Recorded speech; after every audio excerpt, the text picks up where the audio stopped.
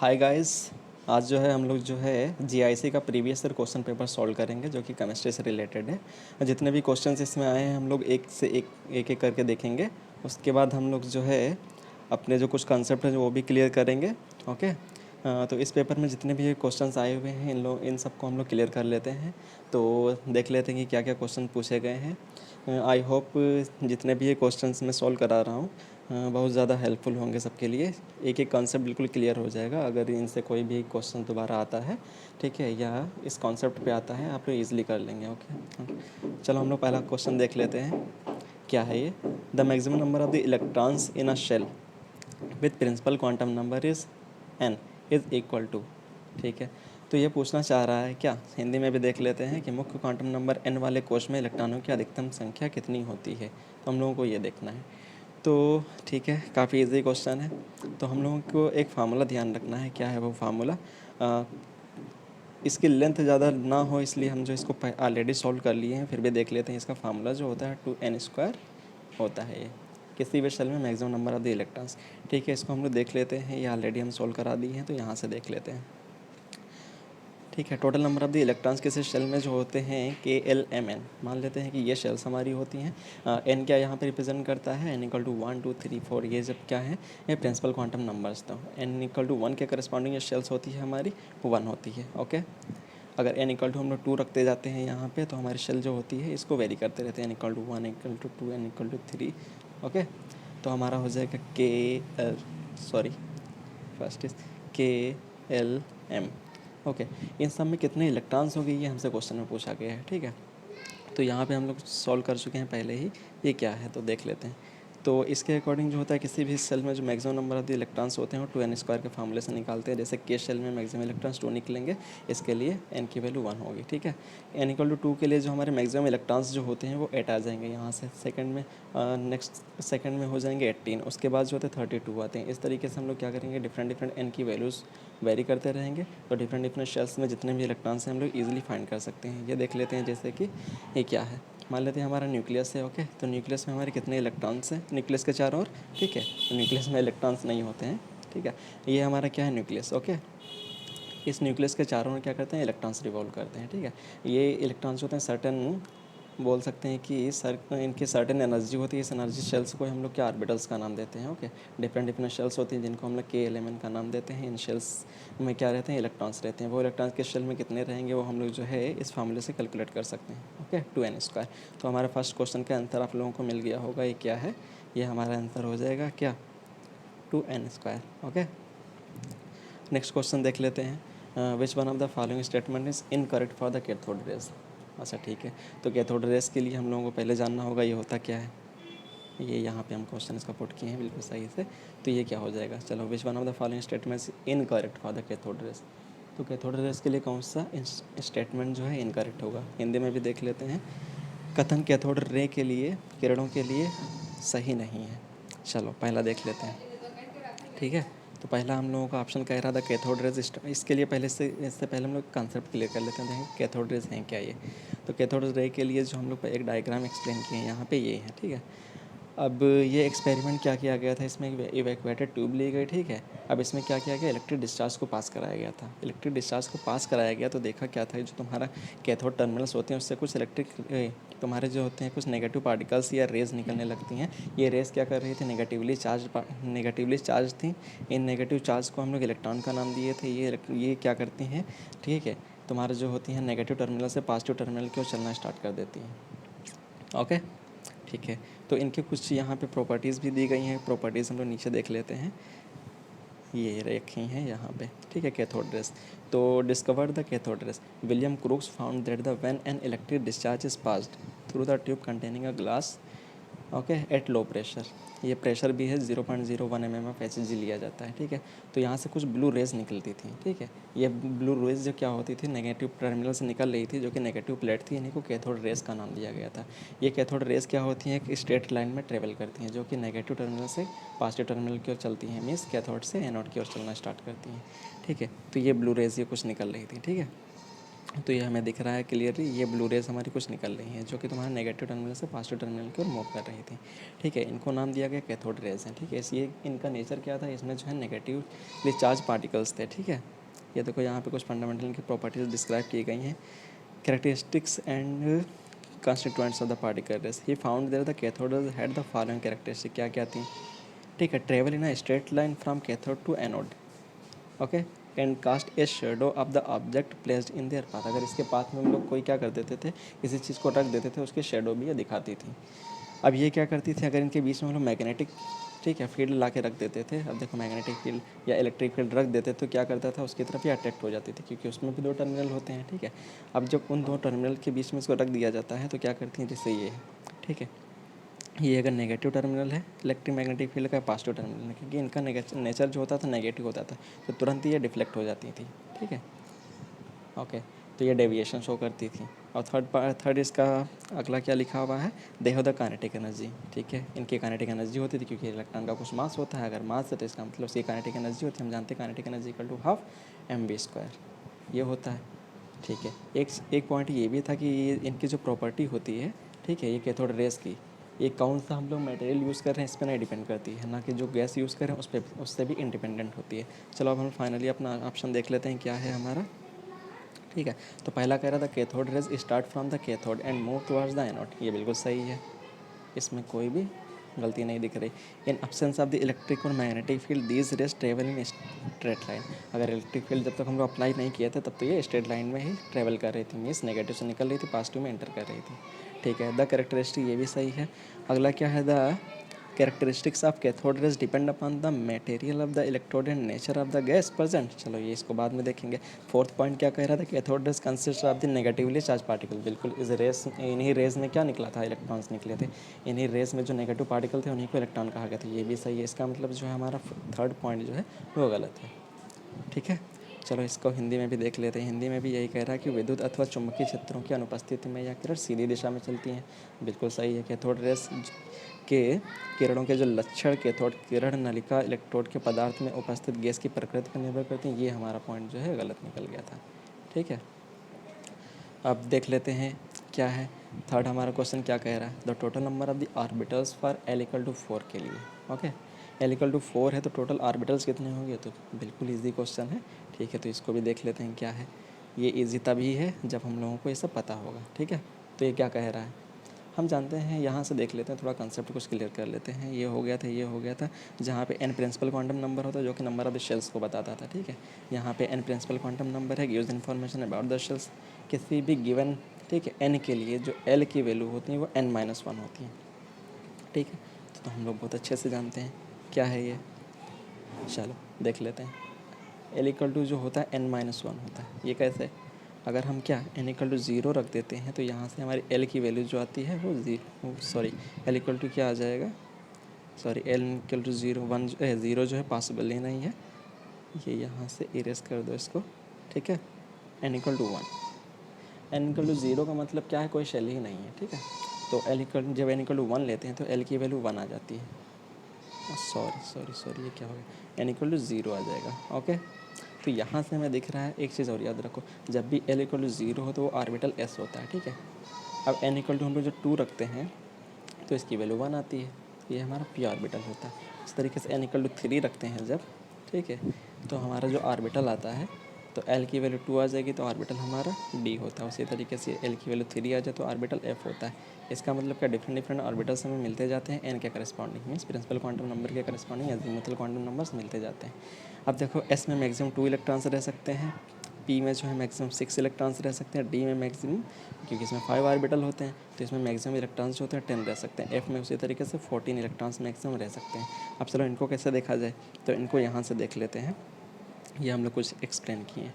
तो देखो मैक्सिमम कितने ऑर्बिटल्स होंगे किसी शेल में, हम जानते हैं ml इक्वल टू जो होता है 12+1 होता है, ठीक है। तो 12+1 का मतलब क्या है, यह मैग्नेटिक क्वांटम नंबर है। मैग्नेटिक क्वांटम नंबर जिसे मान लेते हैं L की वैल्यू अगर हमारी कितनी है 0 रख लेते हैं तो हमारा जो ऑर्बिटल्स होंगे टोटल 1 आएंगे, मीन्स ये एक डिब्बा बन जाएगा, ठीक है। अगर एल की वैल्यू हम लोग 1 रख लेते हैं तो यहाँ से कितना आ जाएगा, 2 1 2 + 1 3, टोटल कितने हो जाएंगे, ये 3 ऑर्बिटल्स हो जाएंगे, मीन्स कुछ इस तरीके से। और हम लोग जानते हैं क्या हुंड रूल से कि पहले इलेक्ट्रॉन एक भरता है, उसके बाद जो है पॉजिटिव इलेक्ट्रॉन भरता है, किसी भी ऑर्बिटल में मैक्सिमम 2 इलेक्ट्रॉन्स हो सकते हैं, उससे ज़्यादा नहीं, ठीक है। तो हमारा L = 1 के लिए 3 ऑर्बिटल्स आ जाएंगे, एक 0 होगा, एक +1 होगा, एक -1 होगा, ठीक है। तो ये हमारे पी ऑर्बिटल्स हैं, ठीक है। अब देखो इसमें कितने इलेक्ट्रॉन्स भर सकते हैं, इसमें एक इसमें एक अपोजिट स्पिन के साथ भरते चले जाओ, ठीक है। तो मैक्सिमम पी में जो हम लोग इलेक्ट्रॉन्स भर सकते हैं वो 6 भर सकते हैं। इसी तरीके से अगर हम क्या करें, एल की वैल्यू बदलते जाएँ, तो एल की वैल्यू हम लोग क्या रख दें, 2 रख दें, तो मतलब एल की वैल्यू 2 है तो डी ऑर्बिटल होगा। तो एम की वैल्यू यहाँ से निकाल लेते हैं। अगर एल = 2 है तो उसके करस्पॉन्डिंग एम एल की वैल्यू जो टोटल होती हैं, कितने टोटल ऑर्बिटल्स आ जाएंगे यहाँ से, तो 2 × 2 + 1 = टोटल 5। इसका मतलब क्या है, ये टोटल 5 आ जाएंगे यहाँ से, 1 2 3 4, ओके। तो यहाँ से हम लोग इलेक्ट्रॉन अगर फिलिंग करना शुरू करें तो 1 2 3 4 5 6 7 8 9 10, तो डी में मैक्सिमम इलेक्ट्रॉन्स जो हो सकते हैं हमारे 10 हो सकते हैं। ये भी क्लियर हो गया। इसका मतलब इसी तरीके से हमारे क्वेश्चन में पूछ रहा था, देख लेते हैं क्या क्वेश्चन में पूछ रहा था। L = 4 है तो L = 4 के करस्पॉन्डिंग जो टोटल ऑर्बिटल्स होंगे वो कितने होंगे, तो अगर हमें फार्मूला ये याद था, जो टोटल ऑर्बिटल्स होते हैं जो कि ml होते हैं, = 12 + 1। इसका मतलब क्या है, L = 4 रख देते हैं यहाँ पे, +1 मीन्स 9, तो हमारा ऑप्शन नंबर 4 सही हो जाएगा, ओके। काफ़ी ईजी क्वेश्चन था ये, काफ़ी अच्छा क्वेश्चन आया है, ठीक है। क्वेश्चन नंबर 4 यहाँ से विचार हो गया। अब क्वेश्चन नंबर 4 में देख लेते हैं, कोई एलिमेंट z है, ठीक है, z = 120 है, would be placed in which family of the periodic table, periodic table की कौन सी फैमिली में रखा जाएगा। तो टोटल हमारे एलिमेंट्स अभी तक कितने डिस्कवर्स हो चुके हैं, ठीक है। तो ये भी हम बता दें जानकारी के लिए, टोटल 118 इलेक्ट्रॉन्स हैं पीरियोडिक टेबल में, ठीक है, जो इतने ही आ सकते हैं, मैक्सिमम के सबकी खोज हो चुकी है, ठीक है। जितने भी हैं सबके सब डिस्कवर हो चुके हैं, तो टोटल 118 थे, ठीक है। 2021 के हिसाब से देखा जाए, अगर ये क्वेश्चन आ जाए कि मैक्सिमम इलेक्ट्रॉन्स पीरियोडिक टेबल में कितने डिस्कवर हो चुके हैं, तो 118 हो चुके हैं, ठीक है। अब आगे देख लेते हैं। तो इस क्वेश्चन को हम लोग सॉल्व करने के लिए हम ऑलरेडी सॉल्व कर दिए हैं, ताकि जो है वीडियो काफ़ी लंबी ना हो जाए। चलो इसके लिए इसको देख लेते हैं क्या है। तो z = 120 है, ओके। इसके लिए एक ट्रिक है बहुत अच्छी, जो हम आपको सॉल्व कराएंगे, बहुत अच्छी ट्रिक है कि मतलब किसी भी जो एलिमेंट है उसका इलेक्ट्रॉनिक कॉन्फ़िगरेशन कैसे किया जाए। फ़िलहाल तो ये समझ लो, उसके बाद जो है कि कोई एक शॉर्ट वीडियो बनाएंगे, ठीक है, कि पार्टिकुलर एक ट्रिक से कि किस तरीके से इलेक्ट्रॉनिक कॉन्फ़िगरेशन करना है, ठीक है। तो यहाँ से हम लोग जानते हैं क्या, साइड में देख लेते हैं, ये हीलियम होता है, नियॉन होता है, आर्गन, ज़ीरॉन, क्रिप्टन, रेडन, ये सब के सब क्या है, नोबल गैसेस है। इसे इनर्ट गैसेस भी बोलते हैं, जीरो ग्रुप गैसेस भी बोलते हैं, 18th ग्रुप गैसेस भी बोलते हैं, ठीक। तो यहाँ से देख लेते हैं, ठीक है। इसके शॉर्ट ट्रिक हम बनाएंगे, काफ़ी जल्दी बनाइए, वीडियो जो है और ज़्यादा लंबा हो जाएगा। तो यहाँ से देखते हैं इलेक्ट्रॉनिक कॉन्फ़िगरेशन करते हैं। पहले हम लोग देखते हैं यहाँ से, ये क्रिप्टॉन है, ज़ीनॉन है, रेडॉन है। तो हम जानते हैं कि रेडॉन जो यहाँ पे रखा हुआ है 86, ठीक है। अगर हम इसकी हेल्प ले लें तो 86 तो यहाँ तक हमारे फिल हो गए। उसके बाद जो ऑर्बिटल्स भरे बचे हैं उनमें भरना शुरू कर दो। तो देखो 18 यहाँ से, 86 यहाँ से हो गया, 82, और 86 + 2 88 हो जाएंगे। इसमें 14 ऐड करो, ये कितना हो जाएगा, +10 ऐड करो, ओके। ये हमारे हो जाएंगे 88 और 14, ये हो जाएगा 102 102 और 10 112, जैसे 112 हो जाएंगे, 118 और 2 120, मीन्स टोटल इलेक्ट्रॉन जो आ रहे हैं 120 हो जा रहे हैं, ठीक है। इसका मतलब ये लास्ट सेल में भरने पे जो हमारा 120 आ रहा है, ये किस में, लास्ट इलेक्ट्रॉन किस में जा रहा है, एस ऑर्बिटल में जा रहा है। इसका मतलब ये तुम्हारा जो है एस ब्लॉक का एलिमेंट है। अगर ये एस ब्लॉक का एलिमेंट है तो ये जो होगा तुम्हारा, अब देखें एस ब्लॉक में भी 2 कैटेगरी होते हैं, एक एल्कली मेटल्स होते हैं, एक एल्कलीन मेटल्स होते हैं। अब एल्कली मेटल्स किसको बोलते हैं, जो फर्स्ट ए वाला ग्रुप होता है उसे एल्कली मेटल्स बोलते हैं, और सेकंड ए जो ग्रुप होता है, ठीक है, फर्स्ट कौन वाला, हाइड्रोजन वाला, ठीक है। इसकी भी एक ईजी ट्रिक है कैसे इन जो है एलिमेंट्स को याद रखा जाए। अब सेकंड ए ग्रुप में भी जो है तुम्हारा बेरिलियम, मैग्नीशियम, कैल्शियम वाला जो है, इसे सेकंड ए बोलते हैं, ठीक, ठीक है। अगर इलेक्ट्रॉन केवल ये इस टाइप का होता, ये ऐसा कुछ होता, यहाँ पे n होता, अगर 1 में होता तो एल्कली मेटल होता, अगर इसमें 2 इलेक्ट्रॉन्स आ रहे हैं तो ये तुम्हारा एल्कलीन मेटल्स हो जाएगा, मीन्स एल्कली अर्थ मेटल हो जाएगा। इसका मतलब क्या है, हमारा आंसर जो सही मिल रहा है। अब देखो n = 8 यहाँ पे आया, इसका मतलब क्या, पीरियड जो 8 है, ठीक है। जो आगे लगा होता है वो पीरियड को बताता है, ये पीरियड 8 हो जाएगा इसका मतलब, ठीक है, ठीक है। इसका मतलब जो इलेक्ट्रॉन 2 थे अगर लास्ट ऑर्बिटल में, तो ये तुम्हारा एल्कलीन मेटल हो जाएगा। तो इसका आंसर जो हम लोगों का मिल गया है करेक्ट, वो क्या मिल गया है, चलो वापस देख लेते हैं अपने में। हेलोजन फैमिली है, नहीं है। एल्कलीन अर्थ मेटल है, नोबल गैसेज है, एल्कली है। तो यहाँ पे कंफ्यूज करने के लिए दो ऑप्शन दिया है, एल्कली है कि एल्कलीन है। तो ये हमारा ऑप्शन क्या हो जाएगा, एल्कली कट जाएगा, ठीक है। तो हमारा एल्कली कट के एल्कलीन जो होगा ये ऑप्शन सही हो जाएगा, ठीक है। यहाँ से देख लेते हैं, हेलोजन परिवार है, हेलोजन परिवार तो नहीं है। क्षारीय मुद्रा धातुएं हैं, तो क्षारीय भी नहीं है। सॉरी, इंग्लिश देख लेते हैं वो, ओके। क्षारीय मुद्रा धातुएं बोलते हैं एल्कलीन अर्थ मेटल को। क्षारीय हैं तो क्षारीय तो हैं, लेकिन क्षारीय धातुएं नहीं हैं, ये क्षारीय मुद्रा धातुएं, उत्कृष्ट गैसें भी नहीं हैं, ठीक। अगला हम लोग क्वेश्चन देख लेते हैं, फिफ्थ में क्या है, the correct order of increasing metallic character. चलो मेटेलिक करेक्टर देख लेते हैं, इसको कैसे सॉल्व किया जाए, ठीक है। इसका भी जो है इजीली सॉल्व कर चुके हैं, टाइम बच जाए। फिफ्थ क्वेश्चन हमारा कह रहा है ये, ठीक है, इनका ऑर्डर देख लेते हैं। तो इसको हम लोग पीरियोडिक टेबल से सॉल्व कर सकते हैं। देख लेते हैं हमारा पीरियोडिक टेबल कहाँ पे है। I think I missed periodic table, ठीक है। तो यहाँ से हम लोग देख लेते हैं, पीरियोडिक टेबल है ये हमारा। तो पीरियोडिक टेबल में देख रहे हैं उसमें क्या क्या एलिमेंट दिए हुए हैं।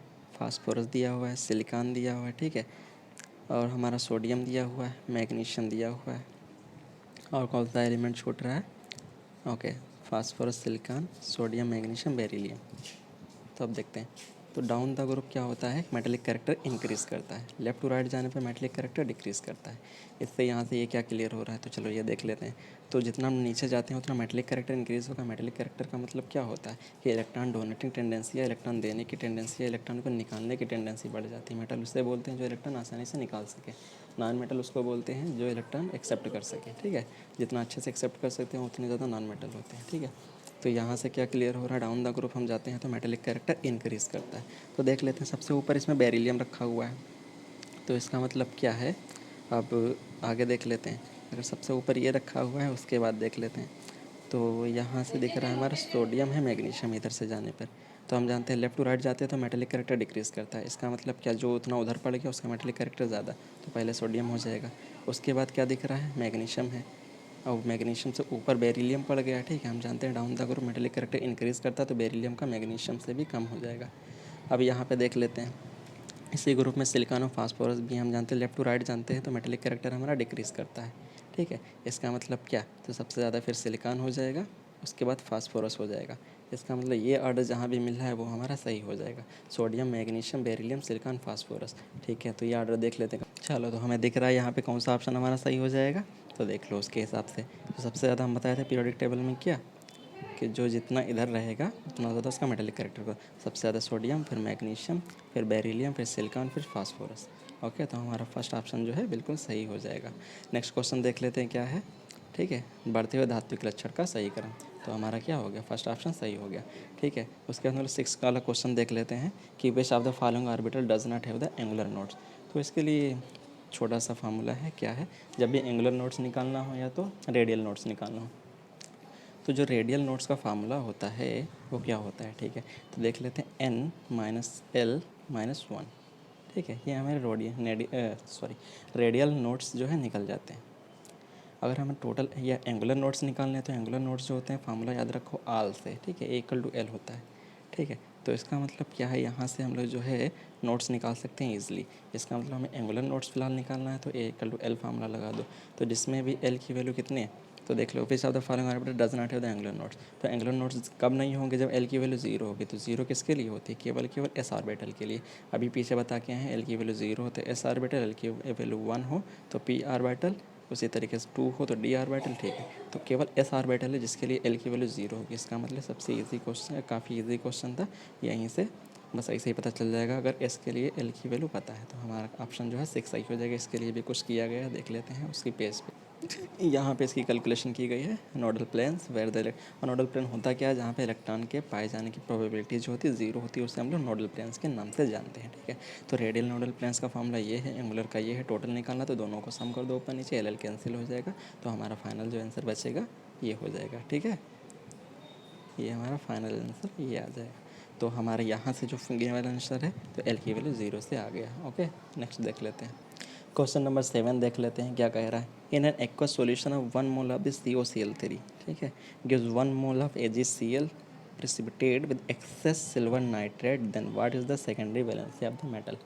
तो मेटल की सेकेंडरी वैलेंसी क्या होगी, यहाँ से ये हमें क्वेश्चन में पूछा जा रहा है। तो देख लेते हैं हिंदी में क्या लिखा, जली विलयन की में 1 मोल COCl3.4 NH3 डालते हैं, मीन्स कोबाल्ट ट्राइक्लोराइड, ठीक है, टेट्रा एमीन। आधिक्य में सिल्वर नाइट्रेट के साथ मोल AgCl सिल्वर क्लोराइड का औक्षेप देता है, तब धातु की द्वितीय संयोजकता क्या होगी। तो द्वितीय संयोजकता का हमें पहले कंसेप्ट जानना होगा, है क्या ये हमारा कोऑर्डिनेशन कंपाउंड से है। तो इसको देख लेते हैं। तो ये क्या है, कुछ हमारा है कोऑर्डिनेशन स्फीयर। तो देख लेते हैं जो बना होता है, ठीक है, ऐसे इससे अच्छा हम ऐसे पढ़ लेते हैं, ये है, ठीक है। यहाँ पे एक मेटल होता है, यहाँ पे लिगेंड्स होते हैं, ठीक है। ये लिगेंड्स कितने भी हो सकते हैं, तो देख लें। तो इसके बाहर जो ये इस टाइप की स्फीयर होती है, इसे हम लोग कोऑर्डिनेशन स्फीयर के नाम से जानते हैं, ठीक है। ये हमारा कोऑर्डिनेशन स्फीयर होता है। इसके बाहर जो एलिमेंट्स होते हैं, ठीक है, अब इन दोनों के बीच का ये जो होता है, इसे आयनाइजेशन स्फीयर बोलते हैं, क्योंकि यहाँ से जो होते हैं दोनों आयोनाइज होते हैं, कुछ प्लस इसके ऊपर या माइनस इसके ऊपर, इस तरीके से टूट जाते हैं। तो ये आयनाइजेशन स्फीयर के नाम से जानते हैं। अब देखो प्राइमरी सेकेंडरी वैलेंसी क्या होती है, इसको तो मेटल बोलते हैं, ठीक है, या सेंट्रल मेटल के नाम से जानते हैं। यहाँ पे कोबाल्ट है, ओके। यहाँ पे जो जितना number of the attached ligands होते हैं, उसी को हम लोग उसकी कोऑर्डिनेशन नंबर बोलते हैं। तो कोऑर्डिनेशन नंबर भी 2 टाइप के होते हैं। इस या तो बोल सकते हैं कि वैलेंसी होती है, इससे हम लोग 2 टाइप की बोलते हैं, प्राइमरी वैलेंसी और सेकेंडरी वैलेंसी।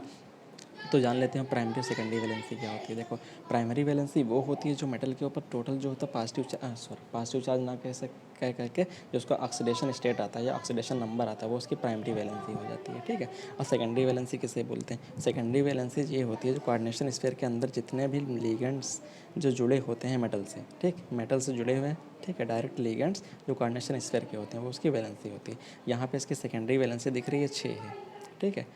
तो हम लोग एक वर्नर्स की कोऑर्डिनेशन थ्योरी भी आप लोगों को दिखा दें। तो ये क्या किए, 1 मोल इसका लिए, उसमें जो है डिफरेंट्स क्या किए हैं, AgCl डालते गए। अब AgCl जब डालते गए कई मोल्स, पहले 1 मोल डाले, 2 मोल डाले, 3 मोल डाले, तो उन्होंने देखा क्या हुआ क्या था।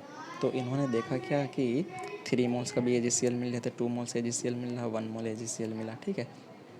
तो यहाँ से क्या क्लियर हुआ, इसका मतलब क्या है, यहाँ से ये क्लियर हो रहा था कि अगर 1 मोल AgCl का मिल रहा था, इसका मतलब क्या है, पता चला कि बाहर जो है केवल 1 Cl प्रेजेंट था, ठीक है, मीन्स 2 इसके अंदर थे, तभी AgCl के साथ प्रेसिपिटेट बना। अगर कभी जब 2 मोल मिल रहे थे कोऑर्डिनेशन, और एक चीज़ और देखो, केवल आयोनाइज केवल जो है इसको किया जा सकता है, जो बाहर के लिगेंड्स होते हैं, अंदर वाले कभी आयोनाइज नहीं होते हैं, ये जो होते हैं काफ़ी स्ट्रॉन्ग रहते हैं, ठीक है। इसका मतलब यहाँ से क्या हुआ, जो इनर स्फीयर होती है वो कभी टूटती नहीं है, चाहे MCl कुछ भी टाइप का लिखा हो, अगर बाहर कोई लिगेंड लिखा है, जितने होते हैं बस उतने ही टूटते हैं, ठीक है। तो बाहर अगर 1 Cl होगा तो एक तुम्हारा AgCl का PPD बनाएगा, प्रेसिपिटेट या उस शेप पे बनाएगा, ठीक है। अगर 2 Cl बाहर हैं तो 2 बनाएंगे, 3 Cl हैं तो 3 बनाएंगे। तो यहाँ पे जो पूछ रहा था हमसे कि क्या पूछ रहा था, देख लेते हैं, ठीक है। यहाँ पे हम लोगों को देखना था क्या कि कितने AgCl का वेट दे रहा है। तो मान लेते हैं यहाँ पे हम लोग अगर ये बनाएं तो ये हो जाएगा हमारा हो जाएगा क्या, CO, ठीक है। अंदर हम बाहर हमें केवल 1 Cl को छोड़ना है, ठीक है। तो अंदर 2 Cl2 हो जाएंगे फिर, ठीक है, सही से लिख ले। तो हमारा ये हो जाएगा CO, ठीक है, 2 अंदर Cl2 बचेंगे और बाकी जो है 4NH3 बचेंगे, तब 1 Cl बाहर चला गया, ओके, ये 1 Cl बाहर चला गया। तो जितने लिगेंड्स कोबाल्ट से जुड़े हैं देख लो, 2 Cl जुड़े हैं, 4 NH3 जुड़े हैं। इसका मतलब जितने लिगेंड जुड़े होते हैं डायरेक्टली, उसी को उसकी सेकेंडरी वैलेंसी बोलते हैं। सेकेंडरी वैलेंसी इसकी 6 रहती। यही जो है वर्नर ने देखा था कि उसके जो सेकेंडरी वैलेंसी हमेशा फिक्स रह रही थी, लेकिन प्राइमरी वैलेंसी जो है वेरी कर रही थी, मीन्स ऑक्सीडेशन स्टेट वेरी कर रही थी, लेकिन अंदर जो कोऑर्डिनेशन स्फीयर में जितने लिगेंड्स हैं वो इक्वल रह रहे थे। तो यहाँ से हमारा आंसर आ जाएगा 6, ठीक है, ये हमारा राइट आंसर आ जाएगा। अब 8 वाला देख लेते हैं, the outer electronic configuration of niobium, ये कितना है, ठीक है, इसको देख लिया जाए। तो यहाँ से हाँ, ये नायोबियम क्या है, ये हमारा D ब्लॉक एलिमेंट है, ठीक है। अब इसको पीरियोडिक टेबल में हम लोग देखे थे, उसी में देख लेते हैं। तो देखो यहाँ पे नायोबियम रखा हुआ है, ठीक है, ये है 41, ठीक है, NB। तो अब देख लेते हैं इसका जब इलेक्ट्रॉनिक कॉन्फ़िगरेशन हम लोग करते हैं तो क्या होता है। तो जिसका इलेक्ट्रॉनिक कॉन्फ़िगरेशन करना शुरू किया तो इसमें थोड़ा सा एक एक्सेप्शन आता है कि हम लोग इलेक्ट्रॉनिक कॉन्फ़िगरेशन यहाँ से जब करेंगे तो क्या आ जाएगा, देख लेते हैं। तो हमारा ये 4D ब्लॉक का एलिमेंट है, 4D, ठीक है, सही से लिख लें। तो ये हमारा क्या हो जाएगा, 4D5S, ओके। तो इससे पहले हम लोग भर लेते हैं जीनान जीनॉन ना भर के हम लोग भर लेंगे क्या रख लिया जाए, helium, neon, argon, xenon, krypton रख लिया जाए जो कि 36 होता है। चलो 36 तो यहाँ से पूरे हो गए। अब बचे कितने टोटल थे 41। अब बचे कितने, ठीक है देख लेते हैं, 5 हमारे बच रहे हैं। तो इसमें पहले 2 इलेक्ट्रॉन भरना चाहिए, फिर इसमें 3 इलेक्ट्रॉन भरना चाहिए क्योंकि इसकी एनर्जी कम होती है इसके ज़्यादा, लेकिन यहाँ पे ऐसा नहीं हुआ। हुआ क्या कि इसमें जो है इसमें केवल 1 इलेक्ट्रॉन पाया गया, ठीक। तो 1 इलेक्ट्रॉन कैसे, अब देख लेते हैं यहाँ पे जो तो हमें इलेक्ट्रॉन भरे तो यहाँ पे केवल 1 इलेक्ट्रॉन पाया गया, ठीक। यहाँ पे 4 इलेक्ट्रॉन पाए गए, ये थोड़ा सा एक्सेप्शन है, इसका रीज़न ये दिया हुआ है बहुत अच्छे से, क्योंकि साइज़ में थोड़ा डिफरेंस आ जाता है। जब इलेक्ट्रॉन को फिलिंग करना शुरू कर देते हैं तो क्या करता है, ये इनकी एनर्जी जो है क्लोजर हो जाती है, having n-d orbitals closer in energy due to the ns than 5। अब ये होता क्या है यहाँ पे फाइनल हम लोग कंक्लूजन यहाँ से देख लेते हैं, and as it turns out ये आता है कन्फिग्रेशन इज़ फेवर्ड ऑफ इतना, इसकी कंपेयर में हमारा ये सही हो जाता है, ठीक है।